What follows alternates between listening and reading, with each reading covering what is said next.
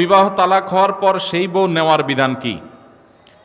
তালাকের পর স্ত্রীকে যদি কেউ ফেরত নিতে চান তাহলে সেক্ষেত্রে তালাকটা যদি ফেরত নেয়ার মতো তালাক দেয় তাহলে ফেরত নেওয়া যাবে। আমি একটা কথা প্রায় বলি, বিবাহ বিচ্ছেদের পর তালাকের পর 15 বছর 20 বছর পরেও যদি আবার স্বামী স্ত্রী একসাথে থাকতে চান সুযোগ আছে, যদি তালাক দেওয়ার সময় সেভাবে তালাক দেন। আমাদের দেশে সাধারণত তালাক দেওয়ার ক্ষেত্রে আমরা 1 তালাক 2 তালাক না, পারলে শত শত হাজার হাজার তালাক দেই। স্ত্রীকে একা না পারলে স্ত্রী 14 গোষ্ঠী সহ তালাক দেয়, আছে না নাই?